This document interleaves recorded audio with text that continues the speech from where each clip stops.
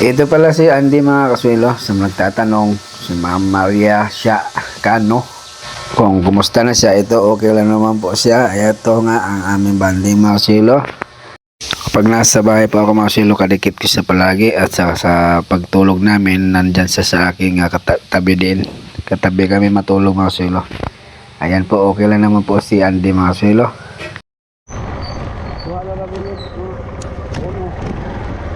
Good morning mga kaswelo, mayang buntag. Ito, papunta mga po pala kami sa City Hall niyan at mayroon kaming atinan na training, third training ng Young Farmers Corporation. Malaking tulong din po ito mga kaswelo sa aming pag-atin-atin ng training na ganitong vegetable farming na apply natin po sa aming pananim din. Yung mga hindi ko alam nalalaman ko dun sa training na yan, ina-apply ko yung nalalaman ko dun sa ating mga tanim na gulay. So pupunta nga kami ngayon ulit ni Boss Peter sa City Hall para sa third training Young Farmers Corporation.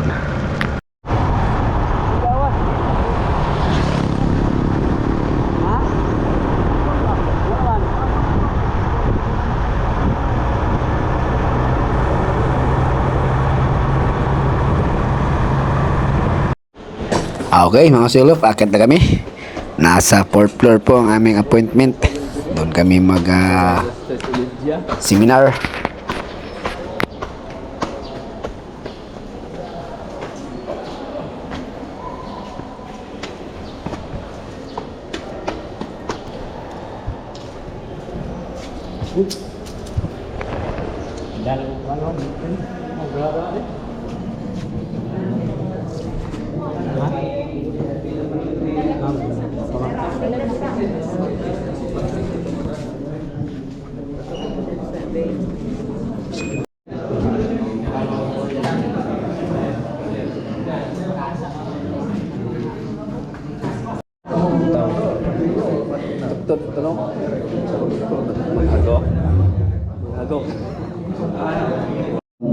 So yan mga kaswelo, bago kami mag-upisa, mag-pray muna, tapos kantahin yung lupang hinirang at saka yung bye-bye hymn bago kami mag-upisa mga kaswelo. Kanamo, labi na sa mga farmers nga nakadangag sila rin nga kami himo sa among ikaduha nga session sa crop management. Tinaginaw nga kini ilang masabtan o sa mga magdala sa lecture Ginoo, ilang o kisama lang na sign ilang paabot sa atong farmers o sa importansya niini sa ilang pagpangananong buhon o sila ato na sa ilang mga sa kami magpadayon niini ang programa Ginoo. Ikaw ang ginalapit, ikaw ang kapatiliwala ka na mo, mag-uban ay mong presensya o kami na hinawag Ginoo nga mga kababayan, ang pambansang awit ng Pilipinas. Hayang mag-ibig, sa sinamanan, alam ng puso, sa linig ko'y buhay. Lupang hinirang, kuya ka ng mag-ibig, sa manlulubig, di ka masisilig. So kani 1, 2, 3, 4, 5. Ang atong tanggalon na ni kani siya. Ya kay ini kahuman ana kay maka-produce man na siya o side vines next year. So ayan mga kaswelo, fast forward na po tayo mga kaswelo. So bago kami umuwi daw ay mayroon na palibreng pagkain dito mga kaswelo. Bukod sa merienda, mayroon pang tanghalian pala bago kami mag-uwian, aking mga kasamahan mga kaswelo. So ayan mga kaswelo, pagkatapos natin mag-seminar atin ng training, so diretso tayo dito sa bukid mga kaswelo.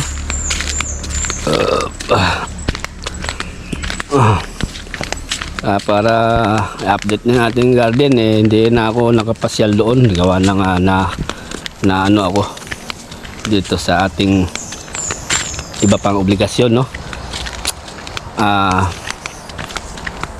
Tawag dito, nagpunta yung aking tiyahin doon sa bahay ba. So ano daw yung gulay dyan ay wala na ano na daw, sige na harvest ba. So siyempre, so sila na bahala ni doktor muna. Pero nakapag-harvest na, marami na na-harvest mga silo, sitaw at saka okra. So sinabi ko naman na ano, benta na lang nila kung merong maibenta, kay nabisi ba. So ngayon ako makapunta doon. Tingnan natin, nag-harvest daw sila. So yung iba ano na nila, for sale na ni Mrs. ni Doktor. Sige, at least nakapagbenta-benta na sa mga naitanim namin din. So pinaka main purpose natin dyan tingnan natin ngayon yung update sa kalabasa. Ano na ang ano niya, itsura niya.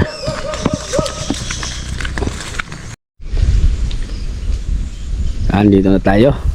Ito ngayon yan mga silo, yung malawak na palayan din. Kaso hindi pa sapat yung ulan mga silo. May ulan-ulan na, kaso hindi pa sapat dahil malalaki nga yung bitak. Hindi pa magkaroon ng tubig, hindi pa kami makapag palayan dyan. So habang wala pa kaming ano sa palayan, dito muna kami magulay-gulay kami. Pala update natin yung mga nauna namin punla. Ito talong nga po pala ito. Meron pa doon. So meron pa akong extra pang seedling tray na nakuha natin na doon sa City Agriculture. Mga input natin na nakuha, yun ang ating gagamitin. So hindi ko pa na harapan gawa ng may nasikaso din tayong iba pa obligasyon. So papitik-pitik lang mga silo kung naka-tiyempo garden. As at the same time sa barangay din may ano din ako sa barangay, mga farmers din natin kailangan din ng ating gabay, presensya. Ako ang kasi committee sa agriculture. So sa ngayon pasyal tayo rin nakaroon tayo ng tiyempo na makapasyal din sa garden. So, nag-harvest na pala sila ng doktor kanina. Sige, ito talong ito yung aming transplant doon sa may nakaprepare na doon. Tapos tara, punta tayo doon mga silo. Nga pala, yan ang aming kubo-kubo kasi pa yan aking makina ay tracer, nakasilong, hindi pa magamit yan dahil wala pa. So tara po, pasyal tayo mga silo doon sa garden natin. Meron pa kaming isang area mga silo na aming pagtamnan ni doktor, kaso nga lang ay hanggang ngayon ay hindi pa maumpi-umpisahan namin kasi lagi akong nasa lakad. Ay gas, galing tayo sa City Hall, kaya minsan mga silo kapag meron akong appointment sa City Hall, so iniisa ko na mga silo yung mga lakarin ko, yung mga sa tungkulin ko ba, makasikaso sa mga papel, para isang lakaran na lang. Halimbawa araw na Lunes, so doon ko inaano yung aking mga dapat lakarin. Medyo marami-rami kasi po yung aking ngayon na obligasyon ngayon, kasi nakapokus yung ating mahal na mayor dito sa amin sa agriculture, sa pananim, sa mga livestock at iba pa. Tapos may mga meeting pa tayong inaatinan dahil nga president din tayo sa isang livelihood dito sa amin. Silang. Oh. Walang palay. Sige na ulan dito mga sino, pero wala pa rin, oh. Hindi sapat, oh. Tuyo. Sayang. Nang hinayang ako mga silo, dapat pala nung pagtanim ko dyan ng kalabasa, sinama ko na dito, tinamnan yung aking trabaho dito, yung palayan, no. Nagbungahan na sana ngayon. Kala kasi namin ano ba, baka maabutan lang tag-ulan, masayang. Yun pala, wala. Sige, malapit na tayo sa garden. Ayun, no. Garden, tanghali mga silo.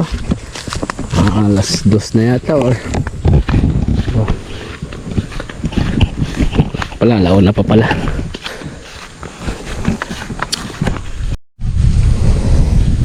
Yan, okay na. Ito na tayo, natatanaw na natin.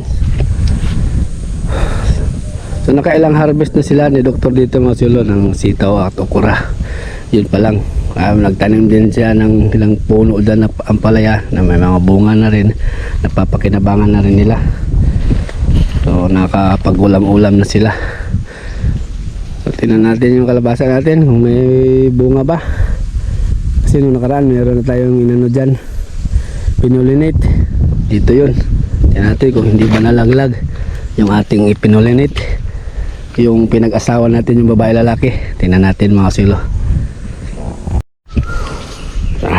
Ito yung ating palatandaan noong pinulinit natin, malapit sa nyog. Ibalikan natin. Dito tayo nagpulinit noon. Saan yun? Yun.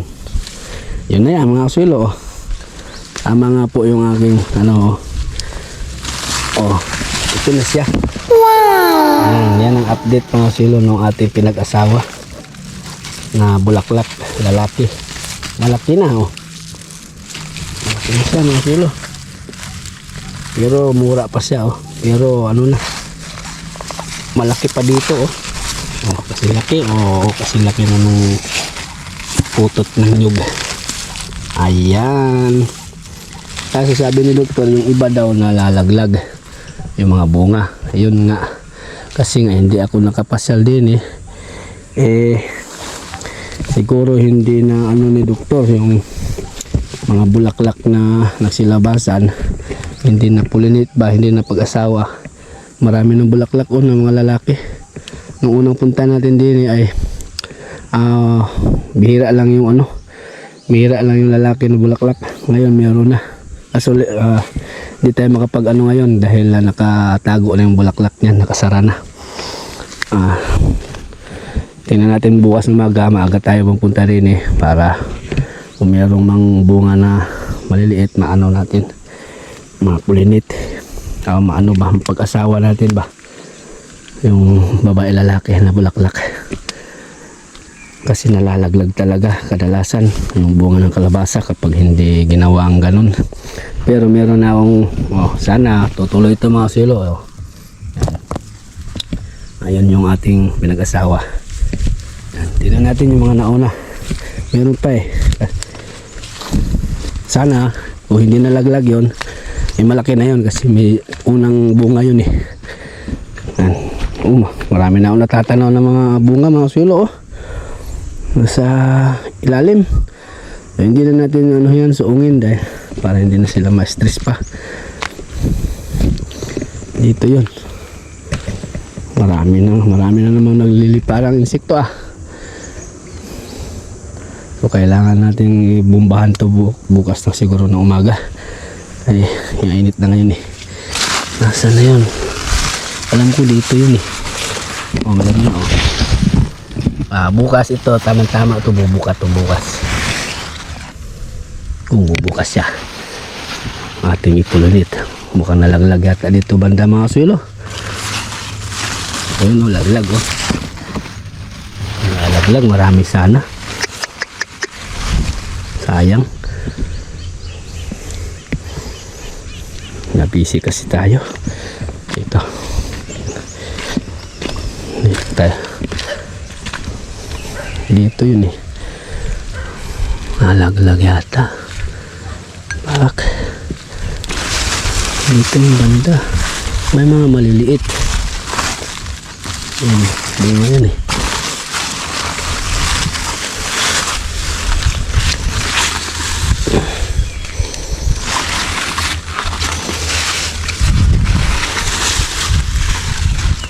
Wala. Wala, nalaglag yata mga suelo. Sayang yun. Yan pa naman yung una na bunga.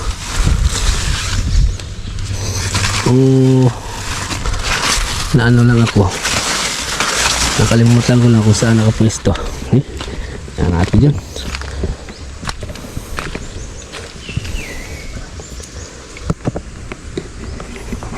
Doon tayo banda. Hanap tayo pa ng mga bunga pa.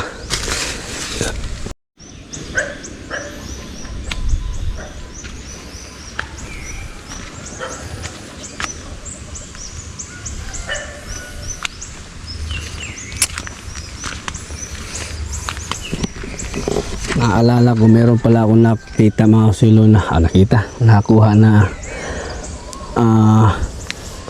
plastic mulching.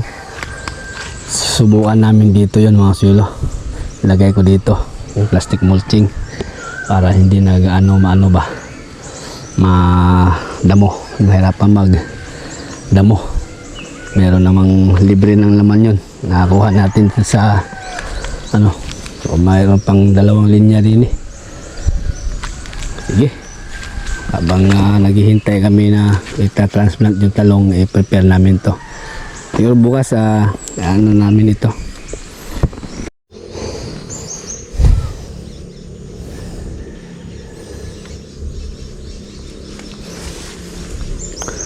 So ayan mga kilo, hindi tayo lusong dyan dahil hindi pala ako nagpajama Makati. Hanggang dyan lang ako. Matalim yung mga dahon ng kalabasa at saka meron pang okra. Pero may nakikita akong mga bunga mga silo ay yung iba ay nalalaglag nga kasi yun ay hindi nga na ano. Kaya bukas ng umaga kung meron ako makita na bungang bago, ano natin, pulinit, pag-asawa kasi nalalaglag nga kapag hindi gagawin yun, yung paraan na yun. Tapos yung okra, marami ng bunga mga silo na kapag meron ako nakikita may mga pinitasan na. Sige, nakapagbenta-benta na daw sila na doktor, misis niya. Yan, ginagamit din nila pang baon-baon sa kanyang mga anak na nag-aaral. Yan, at least ay napagkuha na kahit paano. Umapal na lalo mga silo yung kalbasa. Umabot na naman din yung dami ng sanga.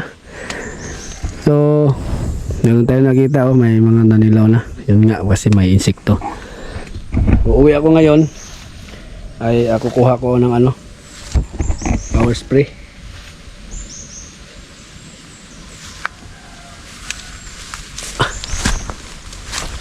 Bubumbahan ko to yung mga silo. Bumbahan ko to ng pulyar din, organic. Tapos lagyan natin ng insekto din na organic din. Full organic ang ating ibumba din eh. Organic lang. Pero tayo nakita, asan ba yun? Ito napansin, nakaligtaan ni doktor.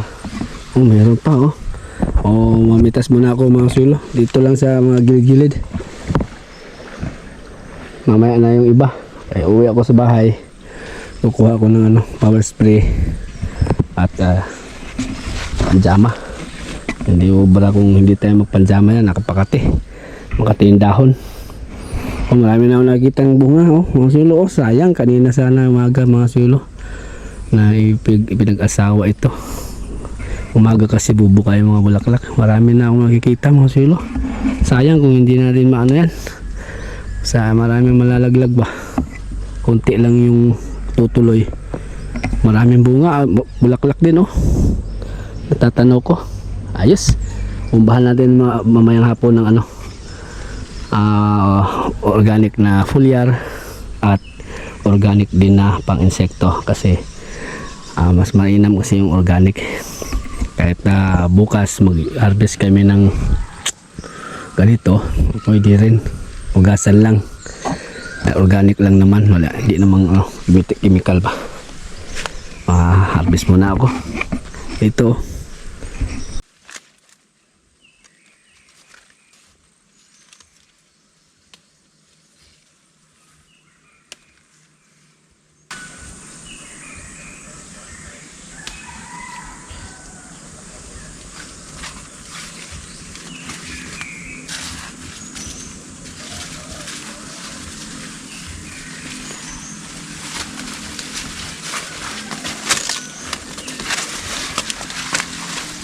Hey, di obra mga silo, matalim. Mamaya na lang hapon yan tanggalin yung mga malalaking pwede nang harbisin. Ayan o, ay uwi naman ako. Matalim, makati yung dahon. Anong oras pa naman, launa pa naman mga silo. Balik ako mamayang hapon yung mga alas 4:30 ganyan, pwede na bomba. Sayang, palapan natin ang pang suporta sa bunga. Nakakatulong din yun para kumapit lalo yung bunga ng kalabasa, hindi magkalaglagan. Dikit-dikit pa naman doon, nakikita ko pati dyan, dikit-dikit din nandyan sa ilalim. Sige, kahit hindi natin mapulinit lahat, hindi mapag-asawa lahat ba yung bulaklak na babae lalaki. So kung makasip-sip sila ng foliar na organic suporta sa bunga, ay nakakatulong pa rin yun. Hindi naman natin ma-perfect lahat dyan na mapag-asawa natin lahat dyan dahil makapal yung dahon, yung iba hindi mo mapansin ba. So yung mapag-asawa namin yan, yung mapansin lang. Kaya suportahan ko po mga silo ng foliar mamaya. Gamitan natin ng Amino Plus at saka yung organic na pangtaboy insekto. Sige.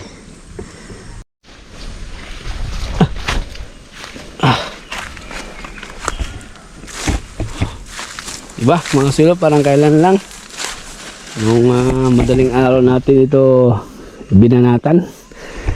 Nagpunta ako rin, madilim-dilim pa para mag-prepare, mag-ano ng lupa, maghakot ng compost, maghukay, nagbasal, lagyan ng abono bago natin itinanim itong mga buto nito. Ngayon ho ay nakikita na po, nakapagpitas-pitas na at nakapagbenta na. At sayang yung mga kalabasa ay meron na tayong pailan-ilan na bunga nakikita. Kaso nga lang meron na may problema nga lang. Asan na ba yung nakita ko? Ito diba? Sayang ito. Malalaki pa naman ang bunga. Hybrid kasi itong naitanim natin kalabasa. Kaya hindi pa huli ang lahat. Kasi yung iba nag-usbungan pa naman. Kaya mamayang hapon bombahan mayroon nang doon okra din na nakaligtaan ni doktor. Sige lang, hindi naman na perfect. So hindi lang po ito mga silo na area aming pagtamnan. So plano pa lang kasi namandis natin yung oras kasi meron pa kaming isang area doon sa taas. Yan ang aming malaking area doon na marami-raming gulay ang maitanim. So ito, pauna lang to. Ayan. Sige. Mamaya babalik ako. bibili pa pala akong gasolina kasi walang gasolina yung ano, power spray. Okay, meron naman tayo naka-stack na gamot dyan. Yan.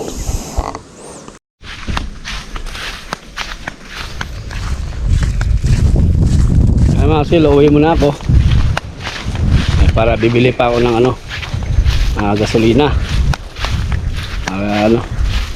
Tapos nga pala, namitas ako kaunti ng ano din dahon ng palaya, dahon ng kalabasa, talbos ba, konti lang, at saka bulaklak ng kalabasa, tapos palaya, tapos meron dong sitaw dun, saka okra nandun sa bahay nila doktor. Ayan ang aming ulamin mamayang gabi mga sulo. Magdiningding kami mga mamayang gabi. Ano, sarap to, presko. Sahog ko lang ito mamaya mga sulos. So babalik ko mamayang hapon dyan mga sulo. Ang gagawin ko, spray ng pulyar at insekto. Tapos wala na. So bukas, naka line up na gagawin bukas ay i-prepare yung pagtamnan ng talong. Meron pang ipaplat. So yun ang ating naka line up bukas ng umaga. Tapos mag pollinate ng bulaklak kung meron tayong mapansin na nakabuka na bunga or lalaking bulaklak. Yun ang ating unang gagawin kasi importante talaga. Ay marami ang nalalaglag mga silo, pero marami pa naman mga silo ang umusbong na bunga rin maliliit. Kaya nga bumbahan natin, follow up na mamaya ng pulyar, dagdag tibay na rin sa bunga.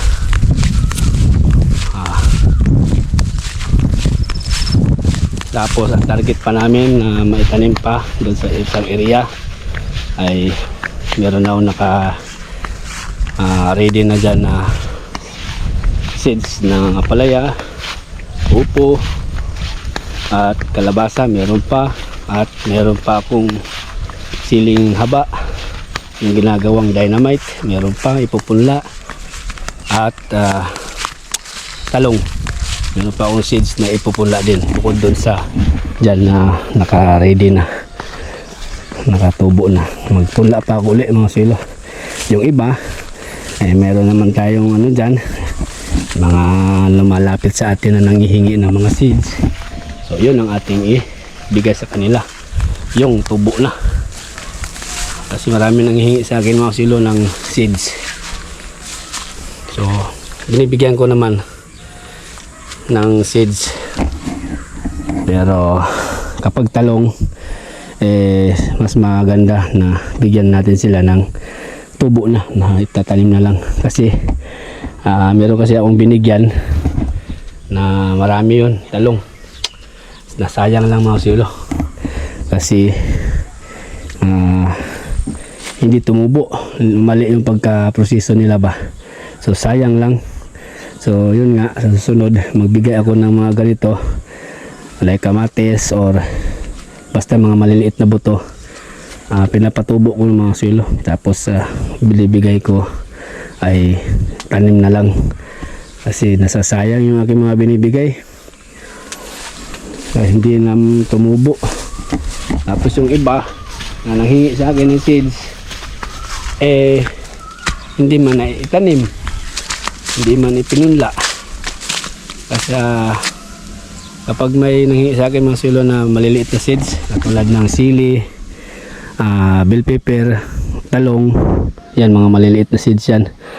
So ano na, tubo na naibigay ko kasi hindi nasasayang uwi muna ako mga silo kay kuha kong i-ready ko pa yung mga kailangan ko sa spray. Mainit pa naman, alas 2 pa ang mag alas 2. Hatid ko lang din itong gulay para ma-ready ni Mrs. Diba mga silo? Oh, Bitbit ko ngayon ay ang atin ang itinanim noon. So libre na ulam. So nakapagbenta-benta na rin sila ni Doktor. So sa ngayon sa kanila lang muna yung pinagbentahan. So konti-konti lang naman para makatulong din ano si Doktor sa kanilang mga anak ba nag-aaral, ang baon-baon. Saka na tayo magano ng kung bultuhan na tayo magbenta. Sa ngayon pailan-ilan pa naman yan. Kapag naatam na namin lahat yun dun sa isang area, yun maganda dun. Uy.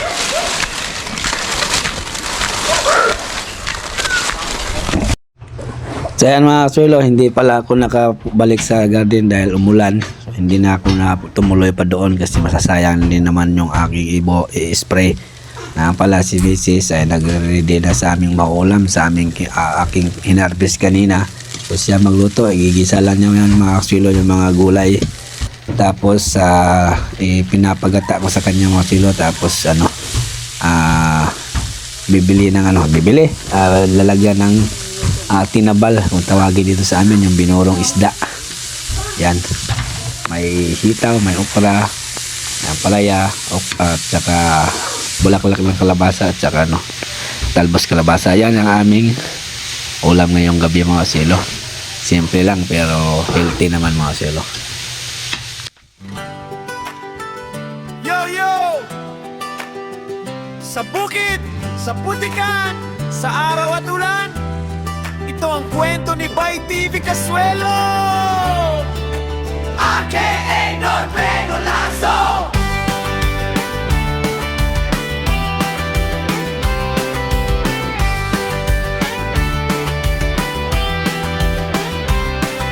Sa lupa ko'y tinanim ang pangarap, binhing pala'y simula ng sikap. Init ng araw, pawis na totoo, bawat hakbang ko'y may panata sa puso.